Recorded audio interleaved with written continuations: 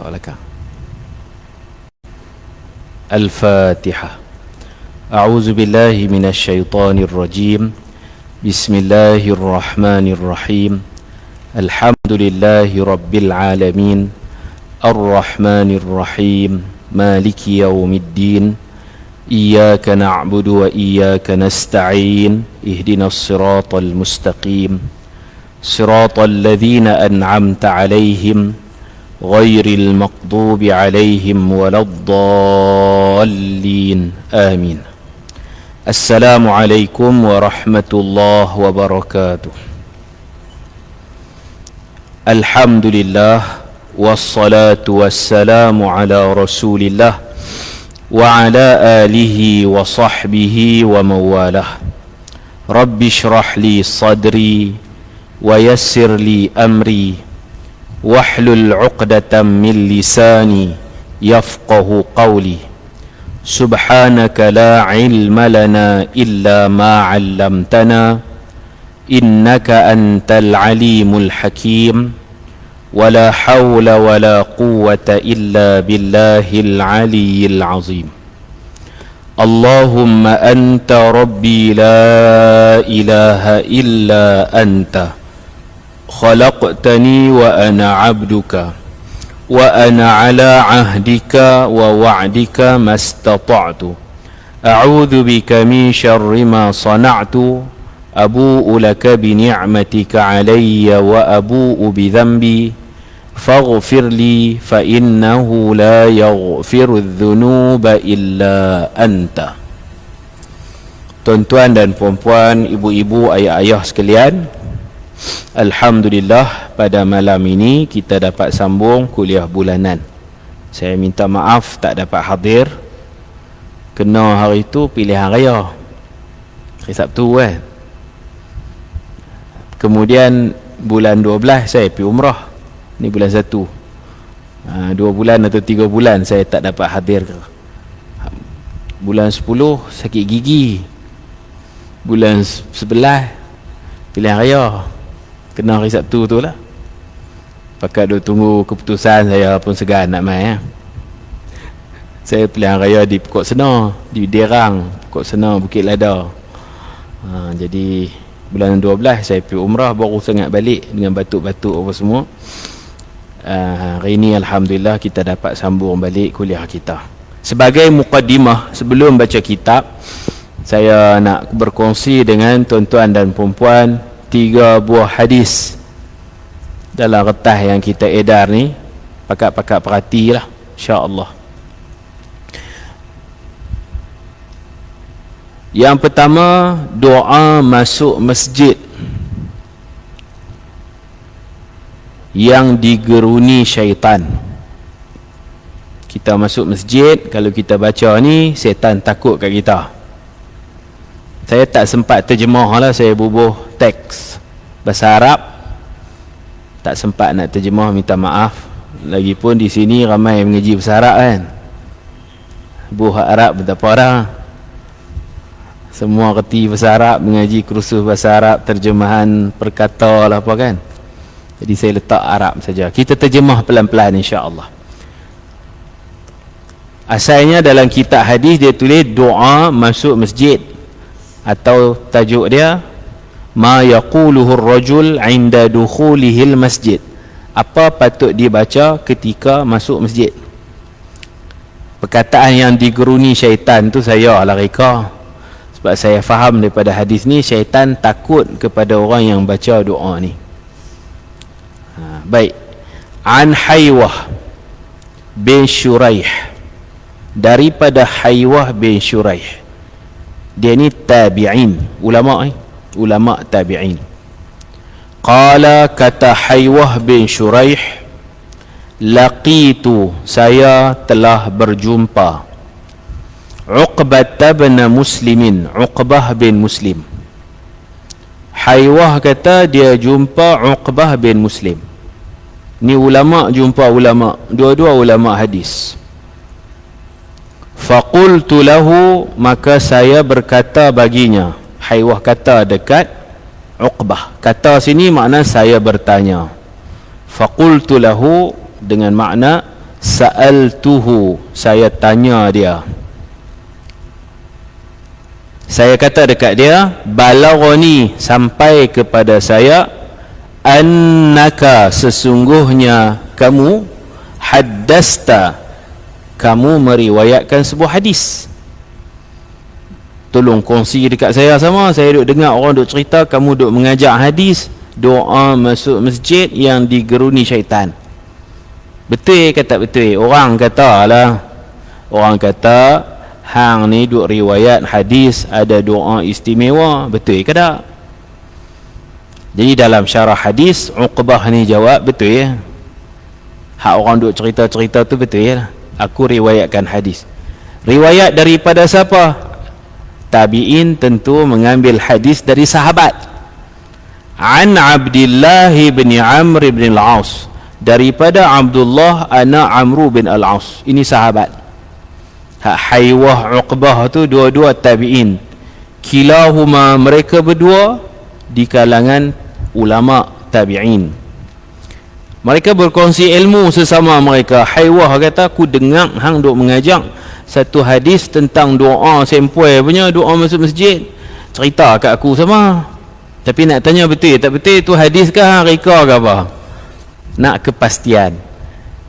Kata Uqbah, betul ya, memang hadis lah. Hadis tu aku ambil daripada Abdullah bin Amr bin al-As. Abdullah bin Amr bin al-As pula ambil an daripada anin Nabi sallallahu alaihi wasallam. Tu sanad dia lah. Jadi kalau kita baca ni, Haywah dapat dari Uqbah, Uqbah dapat daripada Abdullah anak Amr bin al-As, Abdullah bin Amr bin al-As dapat daripada Nabi terus. Annahu, anna tu sesungguhnya, hu tu nya, anna sesungguhnya, sesungguhnya, kana adalah Rasulullah idza dakhala al-masjida, apabila Nabi masuk masjid, qala, Nabi baca doa. Doa ni saya panggil kepala doa. Hak duk pelekat depan pintu-pintu masjid, itu ekor doa. Hak ekor dia abwabar rahmatik, tu ekor. Imam Nawawi dalam kitab Al-Idah fi Manasikil Hajj, kitab panduan haji umrah, saya Al-Faqir duk tengah terjemah, tebal kalau siap 600 muka surat lebih kurang. Kitab panduan haji umrah dan ziarah. Imam Nawawi pesan, pi Mekah Madinah baca doa ni depan pintu Masjid Nabawi, Masjidil Haram, dan juga masjid lain termasuk Masjid Al-Abrar. Dia ada kepala, dia ada ekor.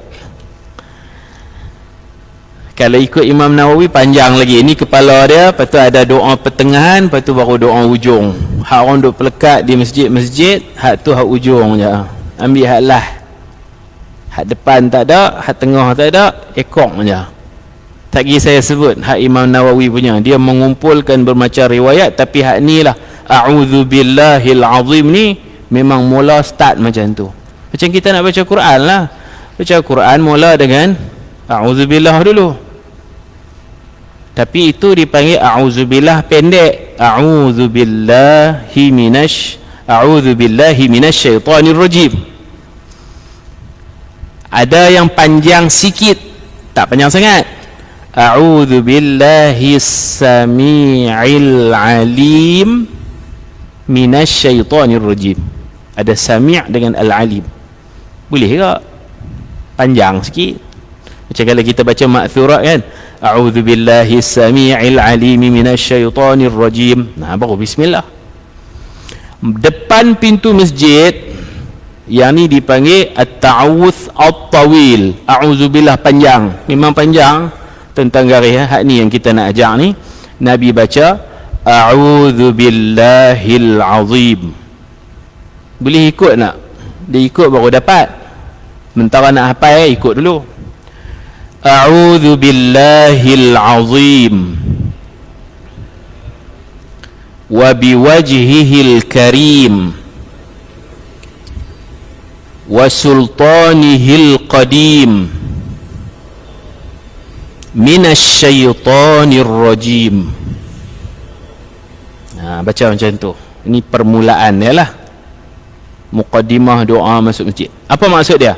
A'udzu billahil azim, aku berlindung dengan Allah yang maha agung.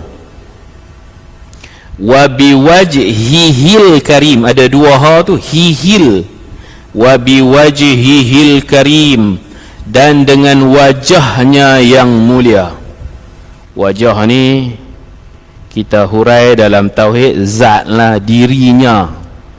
Sagi faham wajah ni muka, face tu salah lah. Wa biwajhihil karim, dan dengan wajahnya, yakni zatnya, dirinya al-karim, maha mulia. Dia yang panjang tu pasal kita Nabi meletak sifat-sifat tu. Wasultanihil qadim, dan kerajaannya yang sedia kala tiada permulaan. Sultan, kerajaan, kita pun panggil sultan kan. Sultan Muhammad Al-Fatih, Sultan Abdullah Riayatuddin. Sultan tu mana? Kerajaan. Sultanihil qadim, kerajaannya yang sedia kala. Minasyaitonir rajim, daripada kejahatan syaitan yang terkutuk. Qala, kata Uqbah kata dekat Haywah, aqattu ni ringkasan daripada ayat yang panjang. Ahadha faqat, hang dapat maklumat takat ni saja ke? Adakah setakat ini saja? Adakah qab tu ahadha faqat, adakah takat ni saja yang hang dengar? Qultu, aku berkata, Haywah kata, na'am, ya, sampai info kepada aku takat ni lah. Kata Uqbah, ada sambungan hadis ni, bukan takat tu saja. Bila kita baca, syaitan berkata, tu sambungan dia. Qala, kata Uqbah, fa'idha qala dhalik, maka apabila seseorang hamba membaca doa itu, qala syaitan berkata, setan kata, hufidha minni, dia dijaga daripada kejahatanku, sairal yaum, sepanjang hari.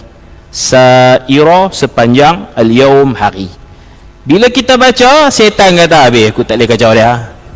Orang ini dalam pemeliharaan Allah, Allah jaga dia dari kejahatanku sepanjang hari. Tu tak semayang lagi, baru nak langkah masuk masjid, dah dalam jagaan Allah. Hadisun sahih, hadis sahih, rawahu Abu Daud, diriwayat oleh Imam Abu Daud. Tu nama-nama tajuk dia lah saya ambil daripada mana? Takhrij ambilan Sunan Abu Daud, Kitabus Salah, bab fima yaquluhu ar-rajul 'inda dukhulihil masjid, apa yang patut dibaca oleh seseorang, laki ke perempuan umumah, ketika dia melangkah masuk ke dalam masjid.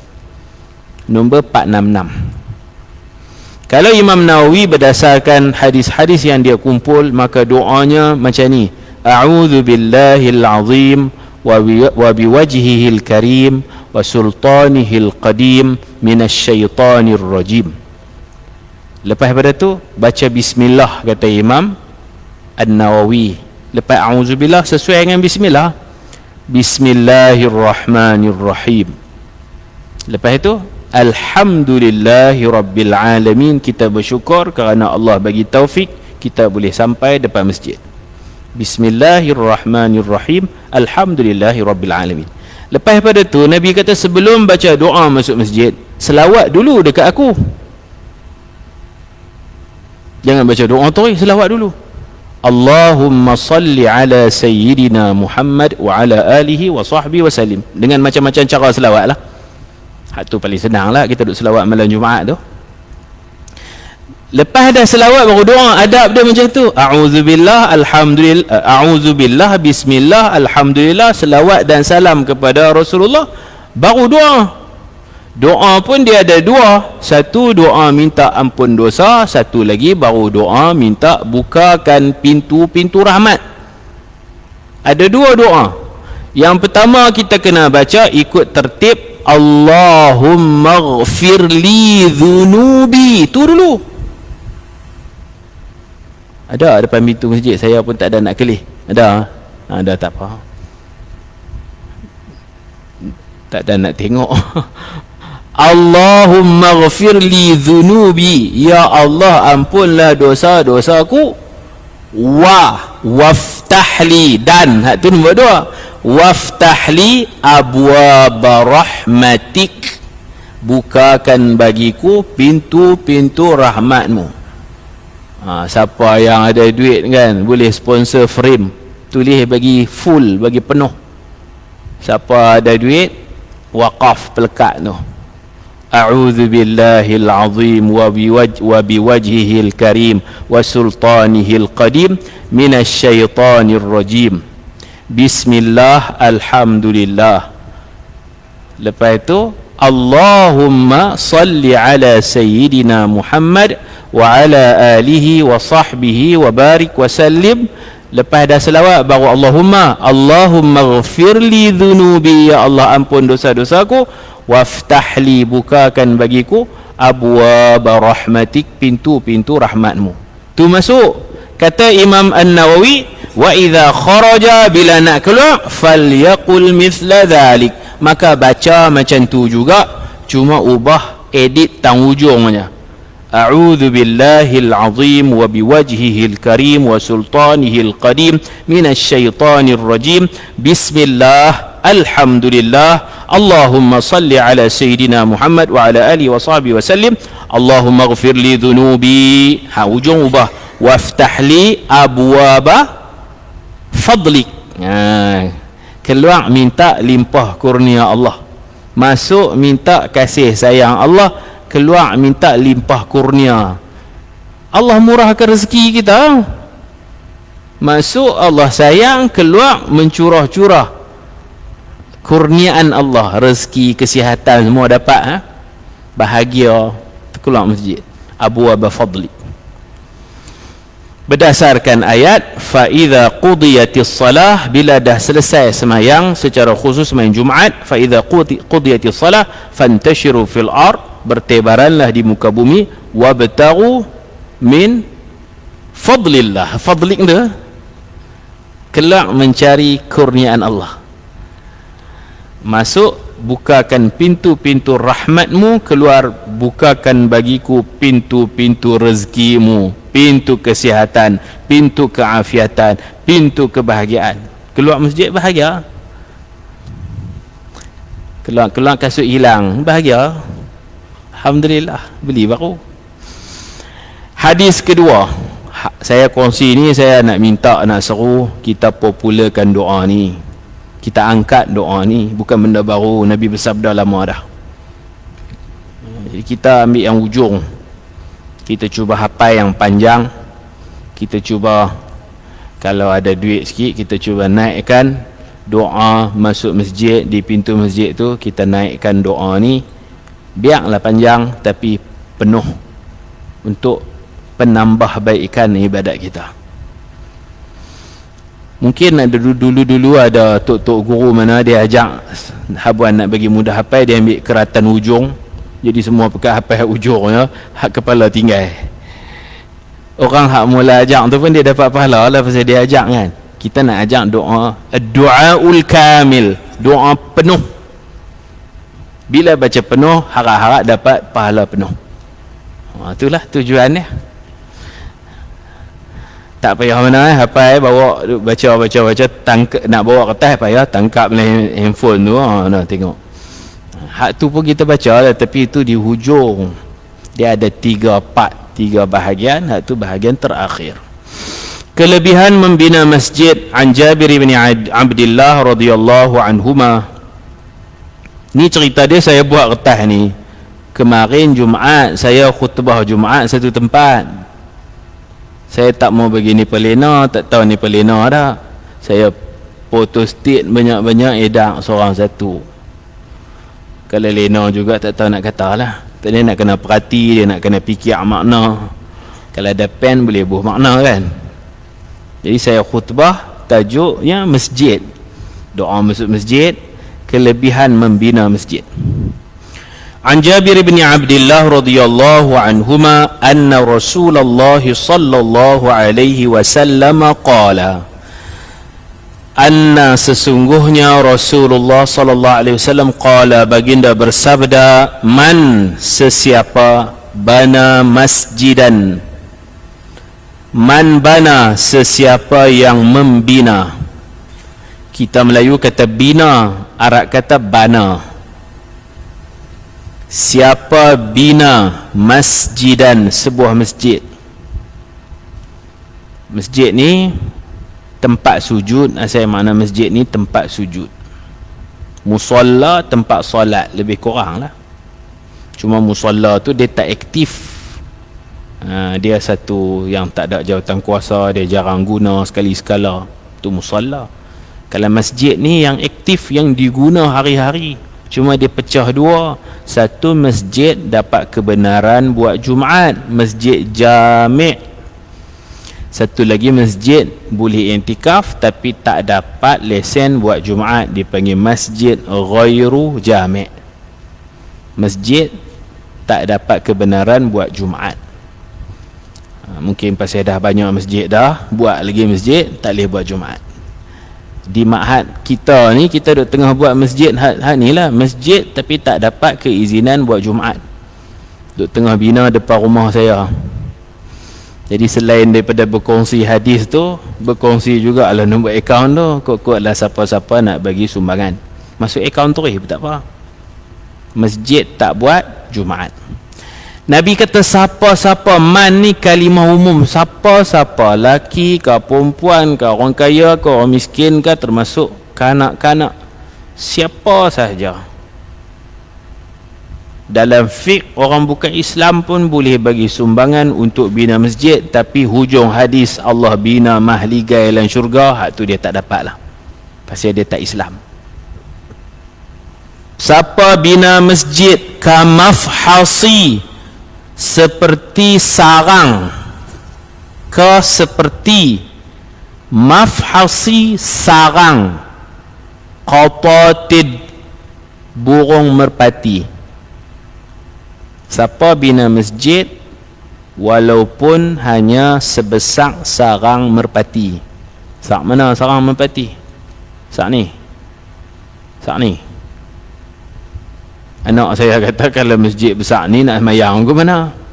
Maksud Nabi, dia bagi jugalah sikit, tak banyak pun. Besar ni buah kaki boleh sebelah lagi takkan nak angkat. Nak sujud macam mana kan? Nabi kata tak apalah, alal aqal, takat tu dia mampu, dia bagi. Okey, pada tak bagi langsung. Sekupang, bagi sekupang, nak beli bata pun tak lepas, tak apalah, bagi kot sikit. Siapa bina masjid walaupun besar burung merpati. Mafhas ni asalnya tempat mengeram telur. Qatatin, burung merpati, sarang lah senang cakap. Besar tempat mengeram telur merpati. Nabi kata lagi, au asghar, atau lebih kecil lagi pada tu, kecil pada sarang merpati. Sarang burung cok lah, kecil lah. Tak apa, banallahu lahu baitan fil jannah, Allah membina baginya satu rumah dalam syurga. Saya duk type malam kemarin, ramai malam Jumaat ni, duk sedia bahan ni. Anak saya tanya, anak darjah 2, dia tanya tulis apa? Saya kata baca, dia tak kerti baca lah Arab. Saya pun terjemah. Dia ambil duit RM1.50 bagi. Kata tak payah simpan lah. Tak apa, nak bagi ke RM1.50. Anak darjah 2 naik darjah 3, masih darjah 2 lah. Buka beg duit dia, bagi RM1.50. Budak-budak pun dia dengar tu, teringin tu, mahligai dalam syurga. Nak bagi banyak, nak bagi RM10, saya kata tak payahlah. Duit dia tu duit kita jugalah. Duit belanja dia. Jadi takat mana kita mampu, kita boleh bagi sumbangan. Sekupang pun tak apa. Sehabis-habis nilai sekupang, 5 kupang tak ada nilai kot. Sekupang lah. Bukan Nabi suruh bagi sikit, maknanya bagi seikhlas hati, diterima oleh Allah walaupun sekecil-kecil nilai. Hadis riwayat Imam Ibnu Majah dengan sanad yang sahih, bi isnadin sahih. Kemudian kelebihan belajar dan mengajar dalam masjid. Masjid kami ni 2 tingkat. Tingkat bawah tu ruang semayang, tingkat atas kita buat bilik kelas. Semayang, belajar dan mengajar. Kelebihan menyampaikan ilmu dalam masjid, kita nak ambil yang tu lah. Boleh i'tikaf, cuma tak boleh semayang Jumaat je. Tuan-tuan pun malam ni belajar, saya mengajar dalam masjid. Pahala dia macam berjuang pada jalan Allah. An Abi Hurairah radhiyallahu anhu qala, daripada Abu Hurairah radhiyallahu anhu, beliau berkata, sami'tu, tu saya telah, past tense. Dia terjemah tu dulu. Tu saya telah, sami' mendengar, saya telah mendengar Rasulullah sallallahu alaihi wasallam yaqul, saya telah mendengar Rasulullah sallallahu alaihi wasallam bersabda, man dakhala masjidi hadza, man sesiapa, dakhala masuk, masjidi masjidku, hadza ini Nabi tunjuk, siapa masuk ke dalam masjidku ini. Masjid mana? Hadza masjidku ini, masjid mana? Masjid Nabawi. Ini hadis khusus berkuliah dalam Masjid Nabawi, mengajak atau belajar dalam Masjid Nabawi.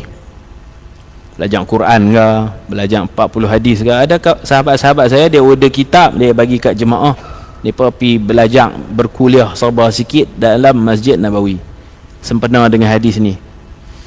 Mengajak pun kadang bukan orang tak tahu, hak mengaji pun tahu dah, mengaji pi lah, ambil peluang mengajak dan belajar. Kita nak pergi duduk atas kursi tu mengajak tak boleh lah, duduk tepi-tepi tiang tu boleh ngajak. Hadis ni cerita kelebihan mengajar dalam Masjid Nabawi. Ada hadis lain umum, masjid mana-mana aja mengajak dalam masjid, belajar dalam masjid.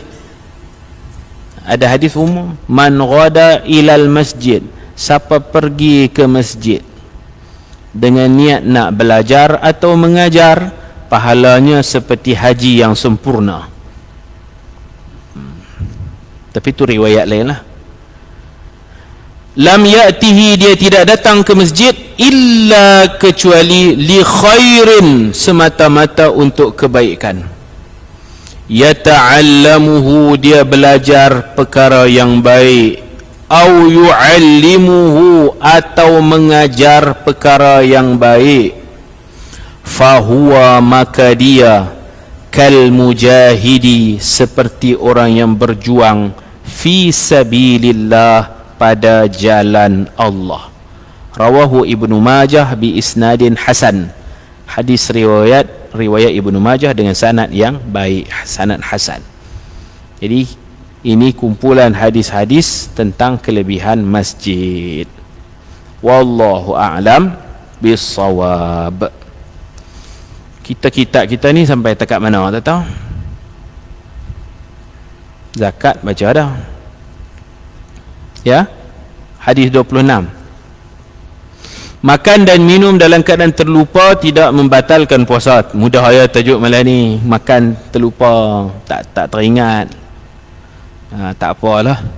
Sempurnakan puasa, tak batal. Perut kenyang, pahala tak berkurangan, puasa tak batal, alhamdulillah. Lupa, jangan buat-buat lupa. An Abi Hurairah radhiyallahu anhu anna an-nabiy sallallahu alaihi wasallam qala, man nasiya wa huwa sha'imun fa akala aw shariba falyutimma shawmahu fa innama at'amahu Allah wa saqah. Rawahu al-Bukhari wa Muslim. Artinya daripada Abu Hurairah radhiyallahu anhu, sesungguhnya Nabi sallallahu alaihi wasallam bersabda, sesiapa yang terlupa ketika sedang berpuasa lalu dia makan atau minum, maka sempurnakanlah puasanya, hanya sahaja Allah memberinya makan dan minum. Keterangan hadis di atas menerangkan tentang makan dan minum dalam keadaan terlupa tidak membatalkan puasa. Itu merupakan salah satu bentuk kasih sayang Allah kepada hambanya. Allah tidak menganggap perbuatan itu sebagai dosa dan tidak pula dikira batal amalan, kerana manusia tidak dapat lari dari tersilap dan terlupa. Selain dari masalah lupa, fuqaha menyenaraikan lagi beberapa perkara yang tidak membatalkan puasa seperti berikut. Pertama, makan dan minum dalam keadaan jahil, iaitu orang yang baru memeluk Islam. Dia duk ingat tak boleh makan nasi, dia makan ubi. Dia baru masuk Islam. Dia duk ingat tak boleh makan nasi, ubi boleh kot. Yang tak boleh puasa nasi, dia balun ubi kayu. Kita pergi tengok, loh makan tak puasa ke? Puasa? Duk ngap-ngap ibu kayu. Lepas dia tahu dia tak boleh dia baru masuk Islam. Atau tinggal berjauhan dari ulama. Ni macam orang asli apa semua, dimaafkan, jahil. Yang kedua, orang yang dipaksa makan dan minum. Orang nak bunuh dia, orang paksa suruh makan, suruh minum. Kalau ada betul-betul syarat-syarat paksaan, maka tidak batal, kerana tidak sengaja. Yang keempat, termuntah tanpa disengajakan. Kalau sengaja batal. Orang mengandung, ada peringkat dia muntah angin, muntah makanan. Tak sengaja tak batal. Kalau sengaja muntah, batal. Gosok gigi boleh. Mazhab Syafi'i lepas zuhur makruh, lepas asar makruh. Lain pada dua waktu tu tidak makruh gosok gigi. Tapi kalau dia sedia maklum gosok gigi akan muntah, gosok gigi akan muntah, maka kalau dia gosok yang tu batal. Sebab dia tahu dah. Dia tahu dah style dia gosok gigi muntah. Tu saya gosok malam ya. Yang keempat, inzal mani. Disebab keluar mani disebabkan mimpi, tak batal. Atau khayalan, tak batal puasa tapi batal pahala puasa. Duk puasa, duk khayal. Atau melihat sesuatu, dia tengok apa-apa keluar mani, puasa tak batal, pahala batal. Sebab tidak berlaku sentuhan, hanya berfikir atau melihat. Kelima, termasuk air kerongga. Ketika berkumur-kumur, tertelan ayak, atau memasukkan air ke hidung, dengan syarat wuduk itu tidak keterlaluan. Jangan kumur kuat-kuat lah. Kumur ni sunat kuat-kuat, tapi bila puasa, Nabi kata illa an takuna saiman, kecuali ketika kamu sedang puasa jangan kumur kuat-kuat. Tak puasa sunat kumur kuat-kuat. Al-mubalaghah fil madmadah, bersungguh-sungguh kumur kuat-kuat. Sebab tu wuduk paling bagus wuduk di rumah sendiri. Wuduk di rumah sendiri itu yang paling bagus. Ambil wuduk di rumah, kemudian datang ke masjid. Kalau boleh jalan kaki lagi bagus. Kalau tak hujan, jalan kaki. Rumah dekat, jalan kaki. Saya tak jalan duduk Penaga tu. Rumah ada keliling masjid ni, afdal jalan kaki. Sahabat Nabi yang rumah jauh minta izin dekat Nabi nak beli tanah sebelah Masjid Nabawi. Rumah jauh. Sebab ni pun memang ditarbiah jalan kaki. Hak dekat jalan kaki, hak jauh jalan kaki. Hak ada keliling Masjid Nabawi semua jalan kaki. Bukan tak ada unta, bukan tak ada kuda, ada himar, semua ada, tapi tak naik. Itu pendidikan Nabi. Jadi hak duduk rumah jauh sikit, nak beli tanah hak dekat, nak jual rumah tu, Sayyidina Jabir lah. Sayyidina Jabir, dia dengan family dia duduk tu Bani Hiram tu. Pergi umrah orang bawa, dah jauh, kena naik van. Kita nak pergi rumah dia pun jauh, dia nak main Masjid Nabawi pun jauh tu juga. Nak beli lah kot dekat. Bani Hiram ni belah Uhud tu, belah khandak kan, korek khandak. Lepas tu dia ajak Nabi pergi rumah makan, makanan tak cukup jadi banyak kan, belah khandak jauh hujung Madinah betul Dulu pula masjid satu tu, Masjid Quba, Masjid Nabawi. Masjid Quba Jumaat tu nak main tu pada jauh. Ada orang nak jual tanah, dia nak beli, Nabi kata jangan, entah saya beli, biar jauh, hang jalan banyak, langkah sikit, pahala banyak. Satu langkah gugur dosa, satu langkah naik darjat. Gugur dosa ditinggikan darjat. Bukan takat gugur dosa, peluh pun berguguran, terang nak sampai. Tak beli, Nabi kurang bersetuju. Kita duduk dekat pun tak main masjid, duduk jauh lagi alasan. Hak tu nak kena beli dekat Kalau boleh jalan tu baguslah, senaman, exercise, jalan kaki. Ada kelebihan fadlul masyi ilal masjid, kelebihan berjalan kaki ke masjid. Jadi Nabi suruh ambil wuduk di rumah sendiri, kemudian main masjid.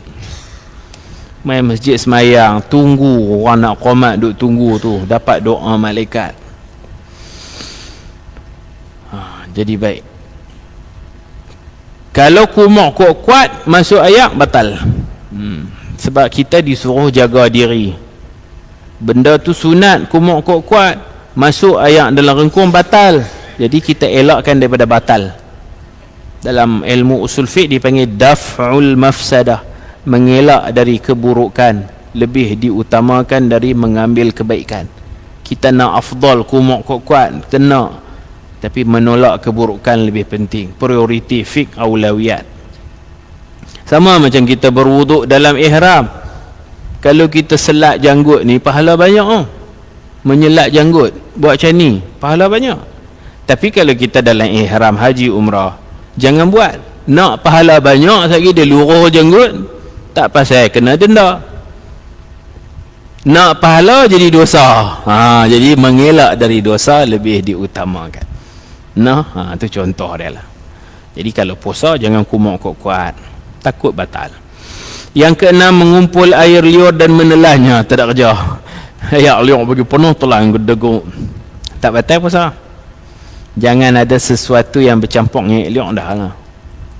Bukan nak hilang dahaga telan air liur seketika tu. Air liur kalau kahak batal, batuk keluar kahak kena ludah, telan batal. Ketujuh, ini masalah rumah tangga ni. Ketika sedang bersetubuh tiba-tiba terbit fajar, maka dicabut zakarnya dengan segera. Tak apa. Kalau dia duduk biak lagi, orang dah azan subuh, dia kena puasa 2 bulan berturut-turut. Siapa dia tu? Suami. Isteri qada 1 hari. Suami yang bersetubuh sedangkan dah subuh di bulan Ramadan dan dia bukan musafir. Kalau musafir tak apalah, maka dia kena 2 bulan berturut-turut, tak boleh selang sehari pun, dan dia kena qada sehari. Mana 2 bulan 1 hari. Qada 1 hari, denda 2 bulan. Kalau selang mula lain. Yang ke-8, tidur sepanjang hari tidak membatalkan puasa. Tidur dari subuh sampai maghrib, subuh tak semayang, zuhur tak semayang, asar tak semayang, bini gerak, mangkit maghrib dah, mangkit makan. Tadi makan sahur, ni makan buka puasa. Puasa tak batal, pahala saya tak tahu. Kira lena sepanjang hari, sah puasa. Pahala tanya Allah, pemalas ni lena sungguh. Sejuk sangat ke, cuti pula kan, dia selimut tu, puas. Zuhur tak mayang, asar tak mayang, maghrib tak tahu lagi dia buka puasa, dia nak semayang ke tak tahu. Tidur sepanjang hari tidak membatalkan puasa, tapi pahala wallahu alam. Dah tak mayang, takkan Allah nak bagi pahala. Yang ke-9, pitam, pengsan dan sedar semula sebelum maghrib. Dia tengah puasa, dia pengsan. Kalau dia sedar balik sebelum maghrib, sah puasa. Kalau terus pengsan sampai ke maghrib, tu tak sah. Dia pengsan start ke 6 petang sampai ke azan maghrib duk pengsan lagi, tak sah lah. Hari tu kena qada. Kalau gila sedang balik ke tak sedang balik, gila hari tu memang batal puasa. Puasa dia tidak sah, batal. Kalau gila sepanjang hari tak perlu qada. Tak perlu qada lah. Dia macam mana? Dia tak mukallaf. Jadi gila walaupun sad membatalkan puasa. Pengsan ni bukan gila. Pengsan pitam ni dia tak gila. Kemudian hadis ke-27, kewajipan mengerjakan haji. An Abi Hurairah radhiyallahu anhu qala khatabana Rasulullah sallallahu alaihi wasallam faqala ayyuhan nas qad faradallahu alaikumul hajja fahujju faqala rajulun akull 'amin ya Rasulullah fasakata hatta qalaha thalathan فقال رسول الله صلى الله عليه وسلم لو قلت نعم لوجبت ولما استطعتم ثم قال ذروني ما تركتكم فإنما هلك من كان قبلكم بكثرة سؤالهم واختلافهم على أنبيائهم فإذا أمرتكم بشيء فأتوا منه ما استطعتم وإذا نهيتكم عن شيء فدعوه رواه مسلم. Kita berhenti takat ni dulu, dah masuk waktu insya dah. Nanti kita sambunglah hadis ke-27 insya-Allah. Wallahu subhanahu wa ta'ala a'lam wa sallallahu ala sayyidina Muhammad wa ala alihi wa sahbihi ajma'in walhamdulillahi rabbil alamin. Subhanakallahumma wa bihamdika ashhadu an la ilaha illa anta astaghfiruka wa atubu ilaik. Bismillahirrahmanirrahim. Wal 'asr innal insana lafi khusr illa alladhina amanu wa 'amilus salihat wa tawasaw bil haqq wa tawasaw bis sabr. Assalamualaikum warahmatullahi wabarakatuh.